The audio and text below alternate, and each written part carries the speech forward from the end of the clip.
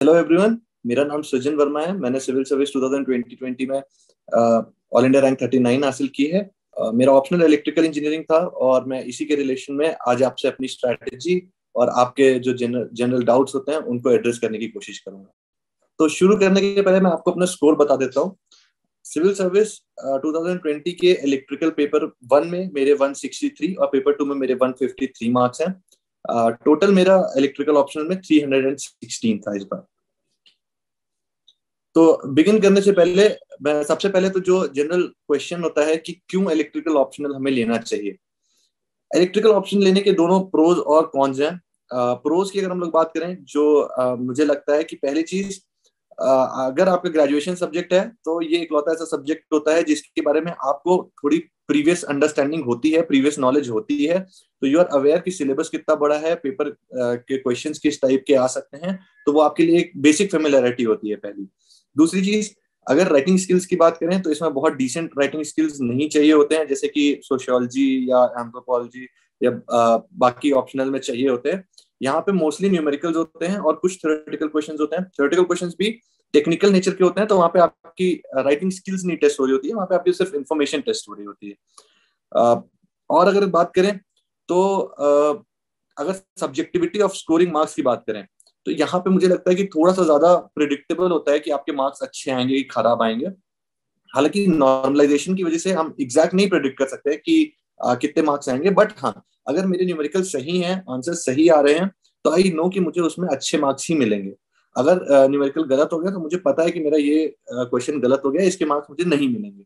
तो एक वहां पे प्रिडिक्टेबिलिटी वाला जो फैक्टर होता है कि आप गेस कर सकते हो कि आपका पेपर अच्छा हुआ है खराब हुआ है, वो रिलेटिवली ज्यादा होता है।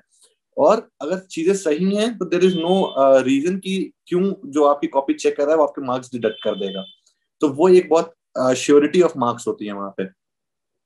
डिसएडवांटेज की बात करें तो बहुत वास्ट सिलेबस है। सबसे पहली चीज, मैनेज मैनेज करने में जीएस के साथ, जीएस का सिलेबस जिसका खुद सिलेबस बहुत अनडिफाइंड है, बहुत बड़ा है, उसके साथ मैनेज करने में इश्यूज हो सकते हैं। तो एक ये सबसे बड़ा डिसएडवांटेज होता है। दूसरा, कोई और सब्जेक्ट अगर आप एज एन ऑप्शनल लेते हैं तो उसकी जो नॉलेज होती है वो आपके जीएस पेपर्स में या ऐसे पेपर्स में रिफ्लेक्ट होती है। ये एक ऐसा पेपर है जहां पे आपकी जो इन्फॉर्मेशन होगी वो आपके जीएस या ऐसे में आपको हेल्प नहीं कर रही होगी। तो जीएस और एसए के लिए आपको थोड़ा सा एक्स्ट्रा एफर्ट पुट इन करना पड़ेगा और ऑप्शनल के लिए अलग एक्स्ट्रा एफर्ट पुट इन करना पड़ेगा, जो कि एक इसका बहुत बड़ा डिसएडवांटेज हो जाता है। एक जो पर्सनल लेवल पे मैं बोलूंगा डिसएडवांटेज हो सकता है कुछ लोगों के लिए, कि कुछ लोग हो सकता है कॉन्सेप्चुअली बहुत स्ट्रांग ना हो इलेक्ट्रिकल ऑप्शनल में। तो अगर आप बहुत कॉन्सेप्चुअली स्ट्रांग नहीं हो तो आप बहुत इश्यूज फेस करोगे। आप हमेशा हो सकता है कि लो लो इन स्कोरिंग रहे और इस वजह से आपका सिलेक्शन भी इफेक्ट हो सकता है। अब टू बिगिन विद कि किसे लेना चाहिए या किसे नहीं लेना चाहिए, मेरे हिसाब से जैसे मेरा मेरा background 2017 graduate in electrical engineering था। और फर्स्ट अटेम्प्ट में मैंने जब फर्स्ट अटेम्प्ट में मैं कॉलेज के पास था तो मैंने सिविल सर्विस का नहीं दिया था, मैंने इंजीनियरिंग सर्विस और गेट का दिया था। और उसके थ्रू मुझे इतना एक रफ आइडिया लग गया था, even though I could not qualify engineering service in my first attempt. इतना आइडिया लग गया था कि हाँ, मेरी एक बेसिक अंडरस्टैंडिंग है। तो वो अंडरस्टैंडिंग है जिसमें मैं एक साल या थोड़ा और टाइम एफर्ट पुट इन करके मैं इसको और स्ट्रेंथन कर सकता हूँ। तो मुझे लगता है कि आपको सबसे पहली चीज जो जाननी चाहिए वो ये जाननी चाहिए कि आपका कमांड इलेक्ट्रिकल पे कितना है और आपका इंटरेस्ट इलेक्ट्रिकल में कितना है। अगर आपका कमांड है और आपका इंटरेस्ट नहीं है तो भी मेरे हिसाब से ये आपके लिए एक अच्छा ऑप्शनल नहीं होगा। Because at the time of preparation जब एग्जाम बहुत पास होगा तो वहां पे अगर आपका इंटरेस्ट नहीं होगा तो आप कंसिस्टेंटली लॉन्ग आवर्स के लिए टाइम नहीं डिवोट कर पाओगे।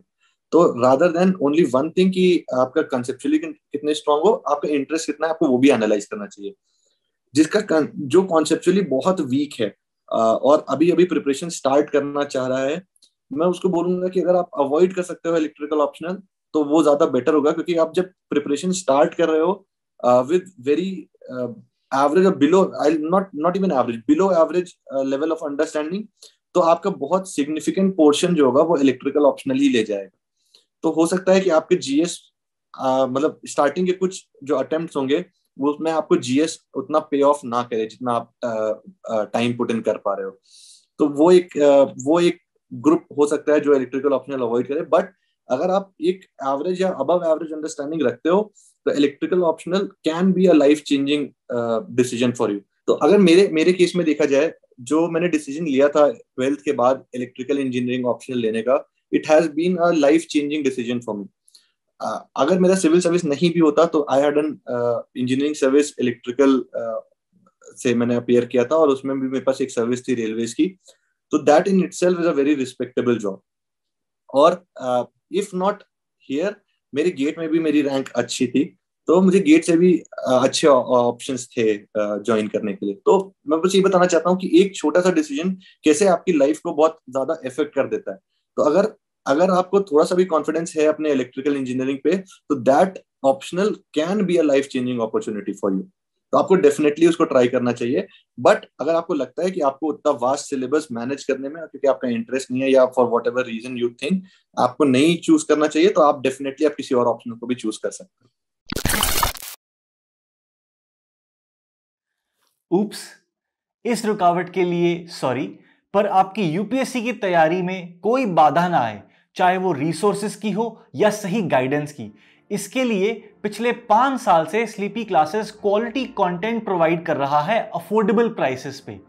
यूपीएससी कोचिंग में हमने एक भ्रम को तोड़ा है कि ओल्डेस्ट इज द बेस्ट या महंगा सबसे बेहतर है, और हमारी सैकड़ों सक्सेस स्टोरीज इस बात की गवाह हैं। तो आइए अपनी यूपीएससी की जर्नी शुरू कीजिए हमारे साथ। जुड़िए हमारे यूट्यूब चैनल पे और एनरोल कीजिए यूपीएससी 2022 और 23 के कोर्सेज के लिए हमारी ऐप पर। धन्यवाद। नेक्स्ट हम लोग पेपर ब्रेकअप पे चलते हैं। पेपर 2 पेपर होते हैं, जैसे बाकी ऑप्शनल्स के भी होते हैं, पेपर 1 पेपर 2। पेपर 1 में सब्जेक्ट्स हैं जैसे आपकी circuit theory, signal and system, electromagnetic theory, analog electronics, digital electronics, energy conversion जो कि इलेक्ट्रिकल इंजीनियरिंग के लिए इलेक्ट्रिकल मशीन्स होता है, power electronics, analog communication. Second paper पे अगर हम जाते हैं तो सेकेंड पेपर पे control system, micro processor, measurement, power system. Power system के 2 पोर्शंस होते हैं, एक पावर सिस्टम एनालिसिस होता है, एक पावर सिस्टम प्रोटेक्शन होता है, और इसके साथ डिजिटल कम्युनिकेशन होता है। तो दोनों पेपर्स में अगर आप देखें तो कुछ डिफिकल्ट एरियाज भी हैं और कुछ वीक एरियाज भी हैं। अब अगर पेपर स्ट्रक्चर को देखा जाए तो ये पेपर स्ट्रक्चर, भले ही इस पेपर का नाम इलेक्ट्रिकल पेपर है, ठीक है, बट इलेक्ट्रिकल वालों को भी एक सिग्निफिकेंट पोर्शन ऑफ इलेक्ट्रॉनिक्स पढ़ना पड़ता है इसमें, और इलेक्ट्रॉनिक्स वालों को एक सिग्निफिकेंट पोर्शन ऑफ इलेक्ट्रिकल पढ़ना पड़ता है। तो ये पेपर दोनों इलेक्ट्रिकल और इलेक्ट्रॉनिक्स वालों के लिए इक्वली टफ पड़ता है। ऐसा नहीं है कि इलेक्ट्रिकल वालों के पास कुछ एडेड एडवांटेज होगा या इलेक्ट्रॉनिक्स वालों के पास कुछ डिसएडवांटेज होगा। ठीक है, अगर आप देखिए प्रीवियस ईयर्स में जाकर के, तो कुछ इलेक्ट्रॉनिक्स के लोग हैं जिन्होंने बहुत अच्छा स्कोर किया है इन इलेक्ट्रिकल इंजीनियरिंग ऑप्शंस। ठीक है, तो वो जो नोशन होता है ना कि इलेक्ट्रिकल इंजीनियरिंग नाम है पेपर का, तो that is for electrical engineers, that is मेरे हिसाब से वो ट्रू नहीं है। आप बीइंग एन इलेक्ट्रॉनिक्स इंजीनियर भी आप इस पेपर को ले सकते हो, प्रोवाइडेड आपको थोड़ा सा एफर्ट पुट इन करना पड़ेगा द कोर इलेक्ट्रिकल सब्जेक्ट है। और ये चीज हमेशा याद रखिए कि जो आपका इलेक्ट्रिकल काउंटर पार्ट है जो इस पेपर को ले रहा है, वो उतना ही एफर्ट आपके इलेक्ट्रॉनिक्स वाले पोर्शन पे भी कर रहा है। तो दोनों के लिए ये एक इक्वल प्लेइंग फील्ड है, लेवल प्लेइंग फील्ड है ये। तो जो ये क्वेश्चन होता है कि इसको किसको लेना चाहिए, उसमें एक कैटेगरी इलेक्ट्रॉनिक्स इंजीनियर वालों की भी है जो कि इसको ले सकती है अगर वो चाहे तो। ठीक है, अब इसमें कुछ बेसिक जो लोगों के डाउट्स होते हैं कि किस बुक के लिए कौन सा सोर्स, किस टॉपिक के लिए कौन सा सोर्स होना चाहिए, उसको मैं एड्रेस करूंगा। तो मोस्टली अगर मेरे से बात की जाए तो मोस्टली मेरे जो सोर्स ऑफ रेफरेंस होते थे वो मेडीजी के क्लास नोट्स थे। मैंने 2017 में ग्रेजुएशन कंप्लीट किया था।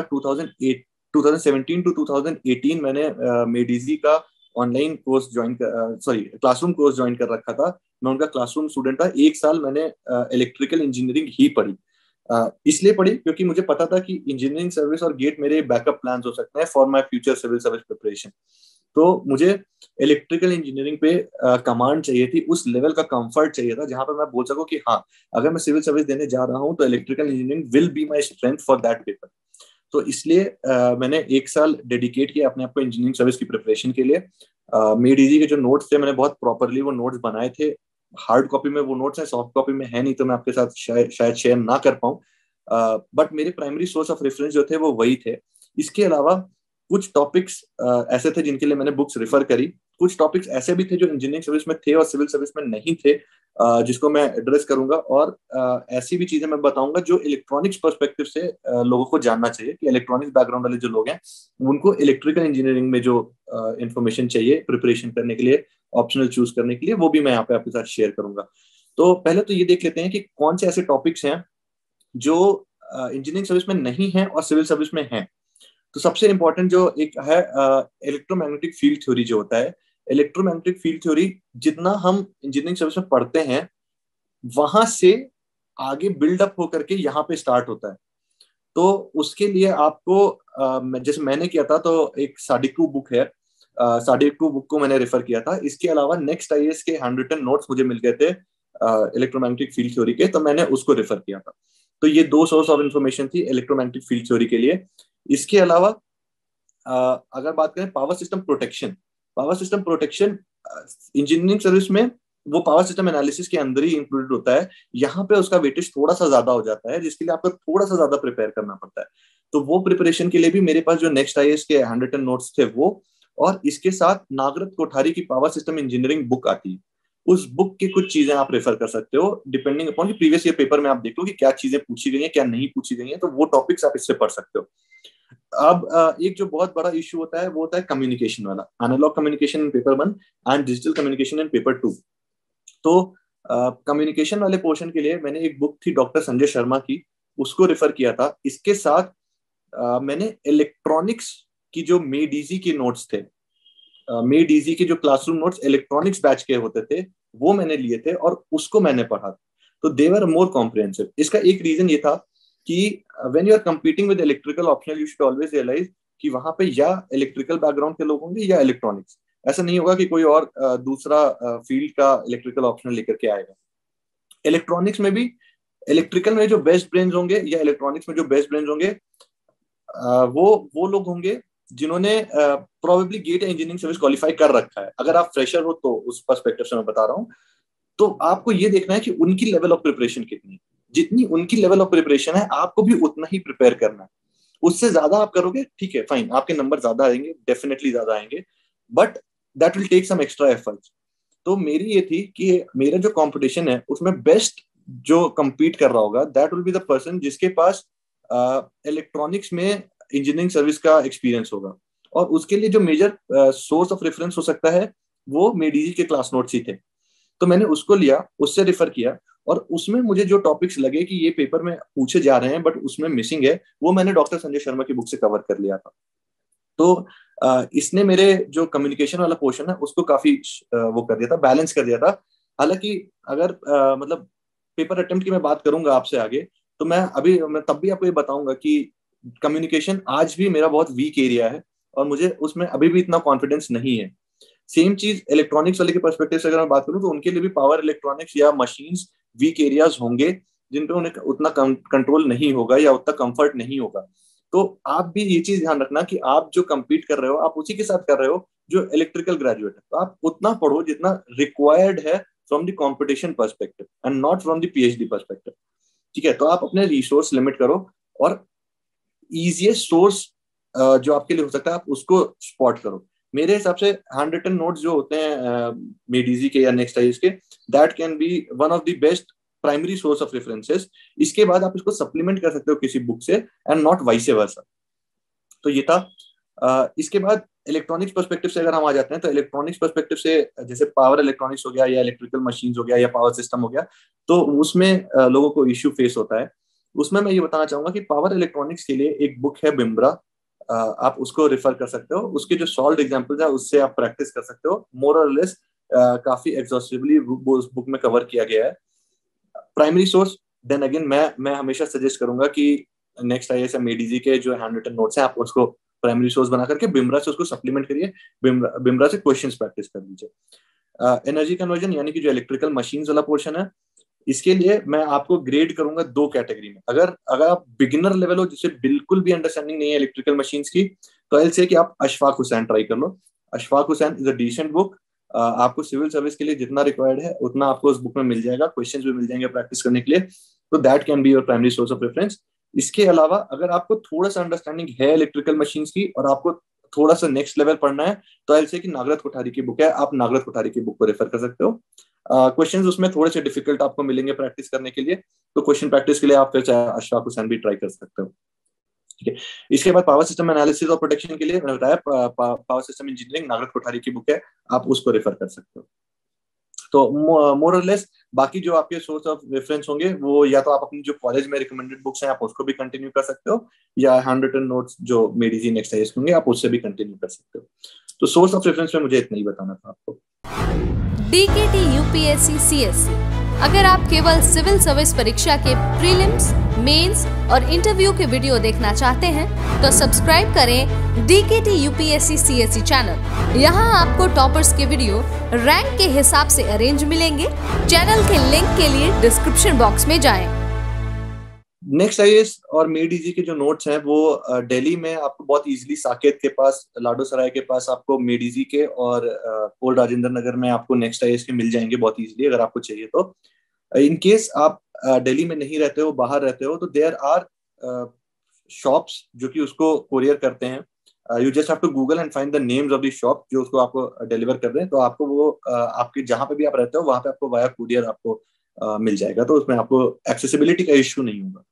Next I will come on strategy and time management. Strategy, जैसे कि मैंने आपको बताया कि मैंने पहले इलेक्ट्रिकल ऑप्शनल में अपनी स्किल्स इंप्रूव करी, उसकी पूरी अंडरस्टैंडिंग प्रॉपर ली, और जब मुझे कमांड हुआ तब मैं सिविल सर्विस की प्रिपरेशन में आया। ये मेरी स्ट्रैटेजी थी। आप अगर इसको नहीं अडॉप्ट करना चाहते हो तो you are free to modify this, आप जिस तरीके से करना चाहो उस तरीके से कर सकते हो। टाइम मैनेजमेंट की बात है तो टाइम मैनेजमेंट जो है मैं मंथली उसमें चलता था कि कुछ महीने मैं जीएस की प्रिपरेशन कर रहा हूँ, कुछ महीने मैं मेंस की प्रिपरेशन में कर रहा हूँ तो जीएस का कर रहा हूँ, और अगर मेंस की प्रिपरेशन नहीं, मतलब जीएस का नहीं कर रहा हूँ तो इलेक्ट्रिकल कर रहा हूँ। बट जो नए लोग हैं जिन्हें इलेक्ट्रिकल पे उतनी कमांड नहीं है, मैं आपसे यही बोलूंगा कि try to dedicate hours for electrical engineering and GS simultaneously. Monthly approach जो मेरी थी उसमें आपको एक लॉस हो सकता है कि जब आपने 2 महीने इलेक्ट्रिकल पढ़ा तो आपको इलेक्ट्रिकल पे कमांड आ गई, बट फिर जब आपने 2 महीने 3 महीने के लिए इलेक्ट्रिकल को ड्रॉप कर दिया तो वापस आते टाइम आप सेम लेवल ऑफ कंफर्ट पे नहीं आओगे इलेक्ट्रिकल इंजीनियरिंग पे, फिर वो बहुत बड़ा गैप हो जाएगा और आप मिस कर दोगे काफी सारी चीजें। तो इसलिए मैं बोलूंगा कि आप डेली कुछ टाइम स्लॉट, फॉर एग्जांपल जैसे आपका दिन 8 बजे शुरू होता है और वो 11-12 बजे खत्म होता है, तो अगर इस एक नॉर्मल दिन की बात मैं करूं तो आप 8 बजे से प्लान कर लो 10 बजे तक जैसे आपको न्यूज़पेपर पढ़ना है, फिर बिफोर लंच आपको करंट अफेयर वाली चीजें खत्म करनी है, पोस्ट लंच इवनिंग तक 5-6 बजे तक आपको जीएस वाला पोर्शन जो आपको पढ़ना है वो पढ़ लिया आपने। 6 बजे के बाद रात में बिफोर यू स्लीप आपने इलेक्ट्रिकल के लिए टाइम स्लॉट दे दिया, क्योंकि इलेक्ट्रिकल में क्या है, हमें पढ़ना है उतना कंसेंट्रेशन से नहीं पढ़ना है जितना जीएस में पढ़ना है, और मोर और लेस हमारी प्रैक्टिस जो होगी वो हमारे मार्क्स डिसाइड करेगी। हमारी इंफॉर्मेशन एक बेयर मिनिमम होनी चाहिए, उसके बाद it is all about practice and accuracy.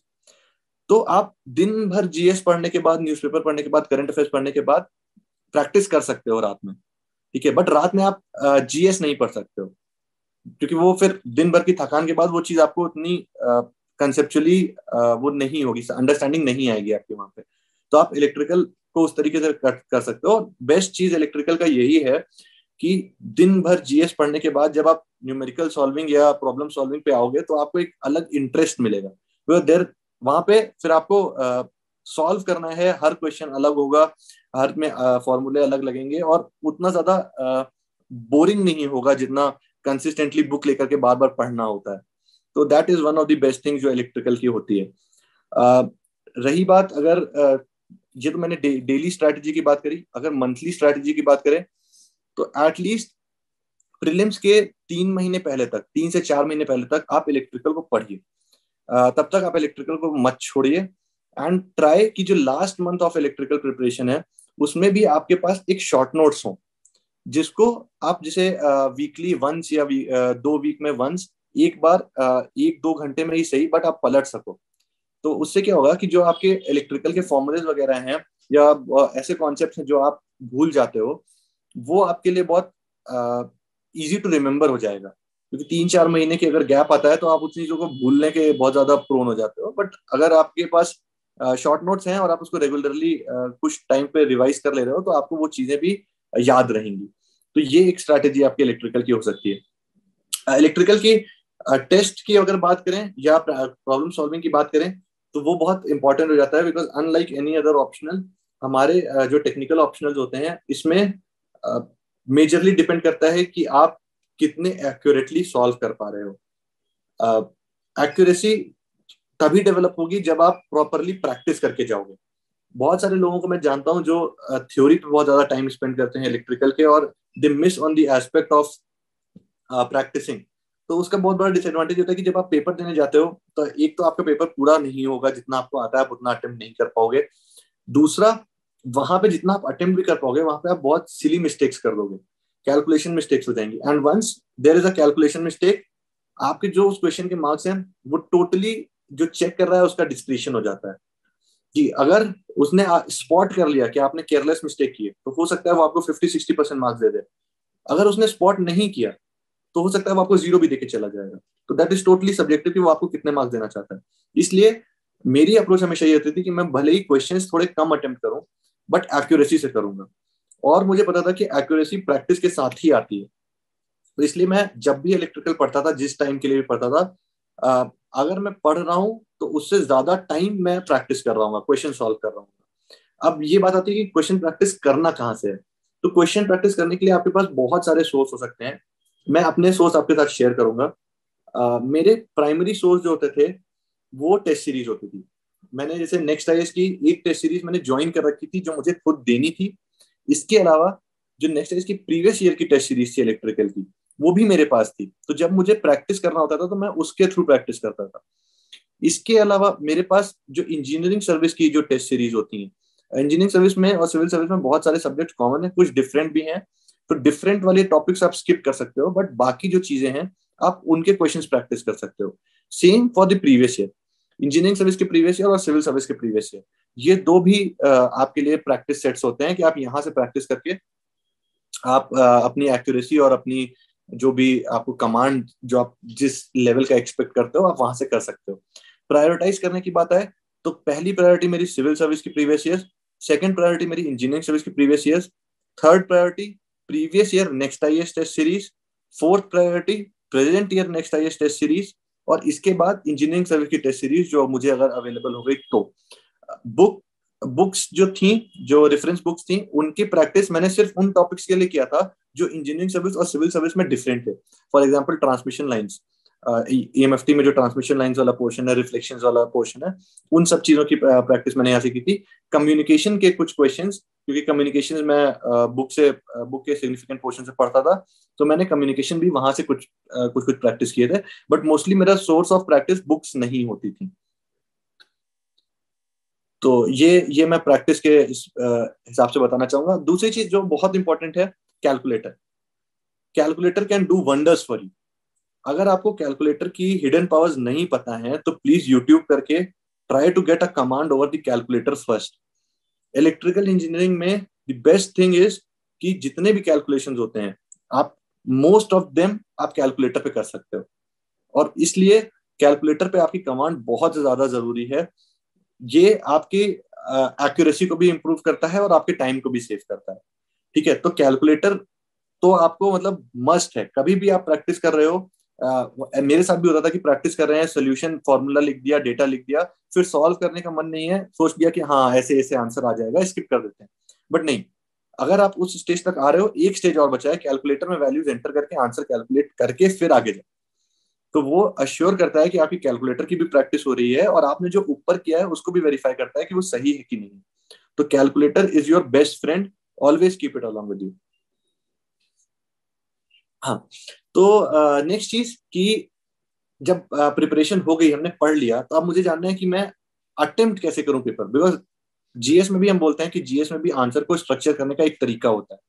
मेरे हिसाब से ऑप्शनल में भी आंसर को स्ट्रक्चर करने का एक तरीका होता है, that is valid for electrical optional as well. कुछ बेसिक चीजें होती हैं जो आपके आंसर्स में हमेशा होने चाहिए। अगर आप कोई न्यूमेरिकल सॉल्व कर रहे हो तो बेसिक फॉर्मूलेस एक्सप्लिसिटली वहां पे रिटन होना चाहिए कि आप कौन सा फॉर्मूला यूज कर रहे हो, क्या सिंबल क्या सिग्निफाई करता है। दूसरी चीज, जब भी आप आंसर खत्म कर रहे हो, जब भी क्वेश्चन आप खत्म कर रहे हो, तो लास्ट में एक आंसर की टेबल बना करके वहां पे सारे पार्ट्स जो क्वेश्चन में पूछा है उसको एक्सप्लिसिटली मेंशन करिए कि ये चीज पूछी थी, इसका आंसर ये है, ये पूछा था, इसका आंसर ये है, एंड विद प्रॉपर यूनिट्स। कई बार करंट जब पूछेगा कि लूप 2 में करंट कितना है, we'll just write I2 is equal to 5. We should write the current in the second loop is 5 amperes या second loop current equal to 5 ampere with proper unit। जो भी यूनिट है उसका लिखे, करंट है तो एम्पियर, वोल्टेज है तो वोल्ट्स, रेजिस्टेंस है तो ओम, जो भी प्रॉपर यूनिट्स है। और अगर आपको देखना है कि सैंपल मैं कैसे प्रेजेंट करता था अपने कॉपीज को, तो वो लिंक डिस्क्रिप्शन में होगी, आप वहां से मेरी इलेक्ट्रिकल ऑप्शनल की टेस्ट सीरीज देख सकते हो कि मैं कैसे अटेम्प्ट करता था, कितना अटेम्प्ट करता था और कितना स्कोर करता था। इसके बाद अगर थ्योरी और डायग्राम्स की बात करें तो मोस्टली न्यूमेरिकल टाइप के जो क्वेश्चन होते हैं उसमें एक सिंगल डायग्राम होता है जो कि क्वेश्चन में ही दिया होता है आपको, तो आप उसी को यूज करके, उसी को लेबल करके वहीं से आप क्वेश्चन सॉल्व कर सकते हो। वहीं पे आप ABCD I1 I2 V1 V2 इस तरीके से लेबल करके उसको अपने आंसर में यूज कर सकते हो। थ्योरी क्वेश्चन में डायग्राम्स अगर रिक्वायर्ड हैं तो जरूर बनाइए, सिर्फ पेज भरने से मार्क्स नहीं मिलता है। डायग्राम्स वगैरह ज्यादा इजी होता है अंडरस्टैंड करने के लिए, और इन रिलेटर के लिए चेक करना भी रिलेटिवली इजी होता है। पेन पेंसिल की अगर बात करें तो इतना टाइम मुझे नहीं मिलता था कि मैं पेन और पेंसिल के बीच में स्विच कर पाऊं। मेरे सारे डायग्राम पेन से ही होते थे, बीट इन इंजीनियरिंग सर्विस और बीट इन सिविल सर्विस। मुझे नहीं लगता कि उसकी वजह से कोई डिफरेंस मेरे मार्क्स में क्रिएट हुआ। तो आप पेन पेंसिल जिस पे भी आप स्टिक करना चाहो आप उससे कर सकते हो। अब यहाँ पे आ गया हो तो मैं आपको ये भी बता देता हूँ कि मैंने अटेम्प्ट कितना किया था और मेरे एक्चुअल स्कोर तो मैंने आपको पहले बता ही रखा है। पेपर अटेम्प्ट करते टाइम मैंने पेपर 1 में ऑलमोस्ट 225 मार्क्स का अटेम्प्ट किया था, पेपर 2 में 230 मार्क्स का अटेम्प्ट किया था। बट एक चीज मैं यहाँ पे बहुत क्लियरली स्पेसिफाई करूंगा कि जब मैंने पेपर स्टार्ट किया था अटेम्प्ट करना, आई वॉज वेरी श्योर कि पेपर 2 में मुझे 20 मार्क्स के क्वेश्चंस नहीं आते, and I was very sure कि मुझे उन क्वेश्चंस पे टाइम भी नहीं देना है, क्योंकि मुझे आते ही नहीं है। तो मैं उस 10 मार्क्स के 2 क्वेश्चन पे एक्स्ट्रा टाइम दे करके किसी दूसरे क्वेश्चन में अपनी एक्यूरेसी खराब करूं, इससे अच्छा है कि मैं उन 2 क्वेश्चंस को टाइम ही नहीं दूंगा और अपनी बाकी क्वेश्चंस की एक्यूरेसी इंप्रूव कर लूंगा। तो this was the plan that I made both in paper 1 and paper 2। Paper 1 में भी जब भी क्वेश्चन पेपर मिलता है तो मैं पहले पेपर में क्वेश्चंस स्पॉट करता हूं कि मुझे कौन से क्वेश्चंस आते हैं, कौन से क्वेश्चंस नहीं आते। आई प्रायोरिटाइज कि मुझे जो 5 क्वेश्चंस अटेम्प्ट करने हैं, जिसमें से कंपलसरी वाले के अलावा भी 3 क्वेश्चंस हैं, वो 3 क्वेश्चंस कौन से होंगे। And once those 3 questions are decided, I'll never look at any other question that is there in the question paper. उन 3 क्वेश्चन में भी मैं ये देख लेता हूँ कि कौन सा क्वेश्चन ऐसा है जो मुझे एकदम आता है, श्योर शॉट आता है, और कौन सा क्वेश्चन ऐसा है जो मुझे बिल्कुल भी नहीं आता है। तो जो बिल्कुल भी नहीं आता है वो तो मेरी अटेम्प्ट लिस्ट से वैसे ही हट जाता है। तो मेरे लिए जो लोग 250 मार्क्स का पेपर अटेम्प्ट कर रहे हैं, मेरे लिए वो ऑलरेडी रिड्यूस होकर 230 240 पे आ जाता है। तो अगर आप टाइम देखो तो now I have more time पर क्वेश्चन टू अटेम्प्ट, जो कि मेरी एक्यूरेसी को इंप्रूव करेगा। अगर मैं यही चीज पहले प्लान नहीं करूं स्टार्टिंग 5 मिनट्स में, तो हो सकता है कि जब आखिरी के आधे घंटे बचे हों और मुझे दिखे कि अरे अभी तो वो 2 क्वेश्चन भी बचे हैं जो मुझे नहीं आते, और उसके अलावा 2 क्वेश्चन और बचे हैं जो मुझे आते हैं, तो वो 2 क्वेश्चन जो नहीं आते हैं उनके मार्क्स तो मुझे वैसे भी नहीं मिलने, लेकिन जो 2 क्वेश्चन मुझे आते हैं ना, जल्दी में मैं उसको भी गलत कर दूंगा, तो वो 2 क्वेश्चन का भी मुझे लॉस है। तो इसलिए मैं पहले ही 5 मिनट में प्रायोरिटाइज कर लेता हूँ कि मुझे कितने क्वेश्चन करने हैं, कितने नहीं करने हैं, और जो करने हैं वो कितने ड्यूरेशन में करने हैं। एट मैक्स मैं कोशिश करता हूँ कि पर question half an hour dedicate करूँ। जो कंपलसरी वाले क्वेश्चन होते हैं उसमें 40-40 मिनट्स चले जाते हैं, तो 40-40 for the compulsory and half an hour for the other 3 question जो मैं अटेम्प्ट करता हूँ। तो इससे एक रफ आपके पास, आपके माइंड में ये क्लॉक चलती रहती है कि हाँ, फर्स्ट क्वेश्चन के लिए 40 मिनट दिया था, अब मैं 35 पे आ चुका हूँ, यानी कि मैं पीछे चल रहा हूँ, तो मुझे थोड़ी सी स्पीड बढ़ाने की जरूरत है। फिर नेक्स्ट क्वेश्चन के लिए फिर 40 मिनट्स है, फिर 30-35 मिनट्स इस 40 मिनट्स के भी हो चुके हैं और मैं अभी भी पीछे चल रहा हूँ, तो थोड़ा सा स्पीड और बढ़ाने की जरूरत है। तो कंसिस्टेंटली आप पेस अप करते रहते हो और कवर करते रहते हो। ऐसा नहीं होता कि लास्ट के 30 मिनट्स में आपको रियलाइज होता है कि अरे अब तो बहुत सारा क्वेश्चन बचा हुआ है, अब कैसे करें, तो फिर आप स्पीड बढ़ाओगे। नहीं, तो मेरी स्ट्रैटेजी ये थी, मैं पर क्वेश्चन टाइम डेडिकेटेड रहता था और पहले से ये डिसाइडेड रहता था कि कौन सा करना है, कौन सा नहीं करना। दूसरी चीज, जो पेपर मैंने अटेम्प्ट किया, जैसे पेपर 1 में मैंने 225 अटेम्प्ट किया, पेपर 2 में मैंने 230 अटेम्प्ट किया, पेपर 1 में मेरे 163 आया, पेपर 2 में 153 आया। तो इट डिपेंड्स कि आपकी एक्यूरेसी कितनी है। 455 का टोटल अटेम्प्ट था मेरा ऑप्शनल के पेपर में। 455 अटेम्प्ट में मेरा स्कोर 316 है, because I had pretty decent accuracy level. अगर यहीं पे मेरी एक्यूरेसी गलत होती तो हो सकता है ये स्कोर 270 280 पे भी आ जाता। तो ये मैं बता रहा हूँ कि अटेम्प्ट्स कैसे करना है। अटेम्प्ट्स में एक चीज और है जो मैंने आपको बताया कि 45 मार्क्स का मैंने अटेम्प्ट नहीं किया था, उसमें 5 मार्क्स का एक क्वेश्चन था इलेक्ट्रिकल मशीन्स का जो मुझे आता था बट स्टिल मैंने नहीं अटेम्प्ट किया था। उसका रीजन बहुत सिंपल था क्योंकि मुझे पहले से ही पता था कि वो क्वेश्चन बहुत लेंदी है and it does not deserve 5 marks. अगर मैं उस 5 मार्क्स के क्वेश्चन के लिए उसको अटेम्प्ट करने जाता तो प्रोबेबली मैं किसी ज्यादा मार्क्स के क्वेश्चन को एंड में या तो गलत कर रहा होता या नहीं अटेम्प्ट कर पा रहा होता। तो मैंने पेपर के बीच में ही ये चीज रियलाइज कर लेता कि ये क्वेश्चन मैं लास्ट में आऊंगा, अगर टाइम बचा तो मैं इसको अटेम्प्ट करूंगा, अगर नहीं बचता है टाइम तो I am very happy to let go of this question. इसके अलावा जो मैंने आपको पहले बताया कि बुक लिस्ट बताते टाइम कि मेरा communication was not a very strong area, it was a very weak area जिसमें मुझे अभी भी कॉन्फिडेंस नहीं है। तो 40 मार्क्स जो मैंने इसके अलावा छोड़ा था that was only communication, analog and digital combined. Probably अगर हो सकता है कि मेरे कमांड थोड़ा सा कम्युनिकेशन पे ज्यादा होता, मेरे और मार्क्स अच्छे आए होते ऑप्शनल में, but I don't have any regret क्योंकि अगर मैं उस 40 मार्क्स को अटेम्प्ट करने जाता तो कहीं ना कहीं मैं अपने एक्यूरेसी के साथ भी कॉम्प्रोमाइज कर रहा होता। तो in the end everything paid me well कि कम्युनिकेशन के 40 मार्क्स मैंने छोड़ भी दिए और ऑप्शनल में नंबर भी मेरे बाकी अच्छे आए, तो that was very comfortable for me.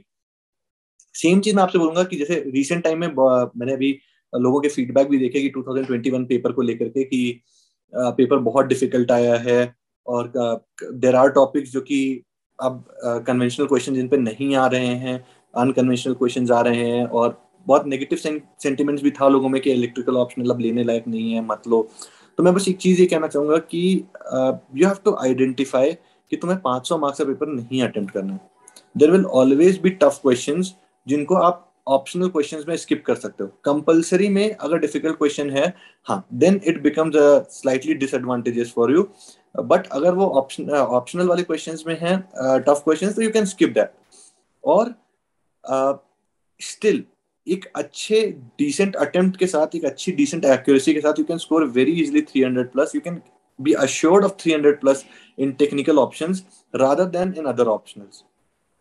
तो ये एक चीज है जो मैं अभी भी बोलना चाहूंगा। इवन 2021 का पेपर में मैंने देखा, यस, जो यूपीएससी ने अभी पिछले कुछ साल में जो पेपर की डिफिकल्टी लेवल रेस करने का और जो क्वेश्चन जिस तरीके के पूछते थे उसको चेंज करने का जो ट्रेंड स्टार्ट किया है, स्पेशली इन इलेक्ट्रिकल ऑप्शनल, उसको कंटिन्यू रखा 2021 में भी। वो चीज दिखी पेपर में कि पेपर थोड़ा सा लेंदी, थोड़ा सा डिफिकल्ट और थोड़ा सा मैं कहूंगा जैसे कि पहले स्ट्रेट फॉरवर्ड आता था वैसा स्ट्रेट फॉरवर्ड नहीं था यहाँ पे, ठीक है। But then again there were questions which were easy, there were questions which were moderate and there were questions जिनको आपको अवॉइड कर देना था, स्किप कर देना था, नहीं करना था। स्टिल मैं कहूंगा कि इलेक्ट्रिकल ऑप्शनल आने वाले टाइम में भी at least for the next 2-3 years it will continue to be a good optional जहां पे आप स्कोर कर सकते हो।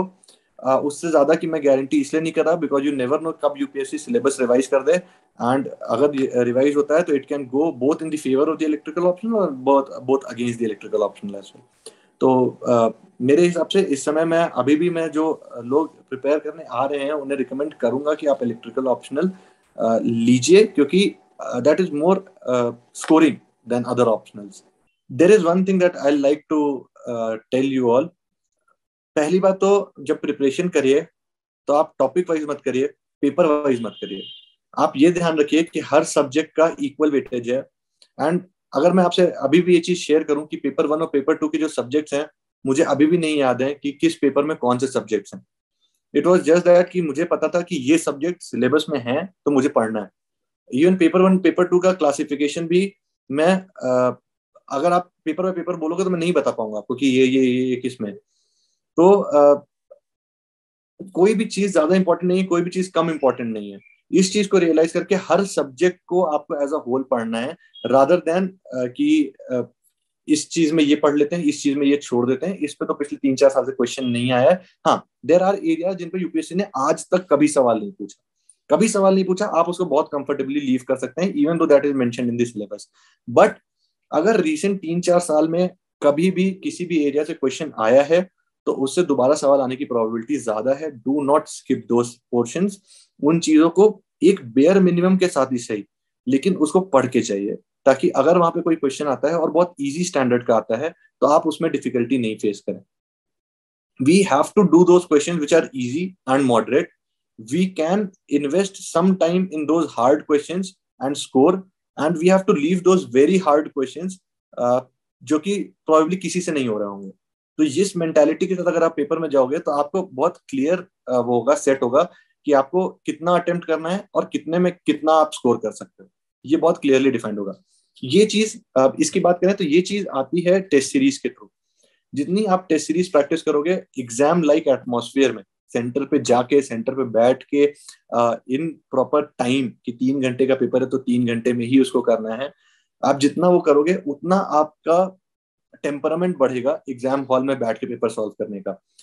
इलेक्ट्रिकल ऑप्शनल का एक जो डिसएडवांटेज जो मैंने शुरुआत में मिस कर दिया कि बहुत सारी मल्टीपल कोचिंग्स नहीं है जहां पे आप जाकर के टेस्ट सीरीज चूज कर सकते हो। बट स्टिल नेक्स्ट आईएएस है जो एक आपको ऑप्शन प्रोवाइड करता है इंजीनियरिंग ऑप्शनल की टेस्ट सीरीज का, एंड टू माय सेटिस्फैक्शन वो टेस्ट सीरीज काफी अच्छी है। मैंने नेक्स्ट आईएएस की टेस्ट सीरीज 2019 वाली भी देखी है, 2020 वाली भी देखी है, और दोनों टेस्ट सीरीज मेरे हिसाब से सिविल सर्विस के लेवल पे आपको लेकर के आती है एकदम प्रैक्टिस कराने के मामले में। तो मेरे हिसाब से आप टेस्ट सीरीज उसको ज्वाइन कर सकते हो और प्रैक्टिस, मेरे हिसाब से test series exam like atmosphere पे ऑफलाइन ही आपको देनी चाहिए। और जस्ट फॉर अगर प्रैक्टिस आपको सॉल्व करना है तो आप उसकी प्रीवियस टेस्ट सीरीज को प्रैक्टिस की तरह यूज कर लीजिए। इसके अलावा अगर आपके कोई भी डाउट्स हैं तो आप मुझे मैसेज कर सकते हैं। I'll be there on Telegram. Telegram पे एक इलेक्ट्रिकल ऑप्शनल का ग्रुप भी है जिसकी लिंक मैं डिस्क्रिप्शन में प्रोवाइड कर दूंगा, आप उस ग्रुप को ज्वाइन कर सकते हैं। There are very senior officers जो कि इलेक्ट्रिकल ऑप्शनल से सेलेक्ट हुए हैं, and there are many other people जो प्रिपेयर कर रहे हैं अभी भी। तो अगर आपके कोई टेक्निकल इश्यूज आते हैं, मतलब डाउट्स आते हैं, या कोई ऐसा क्वेश्चन है, कोई ऐसी पोर्शन है जो आपको पूछना है कि कहाँ पढ़ना है, तो वो ग्रुप आपके लिए 1 पॉइंट ऑफ रेफरेंस हो सकता है।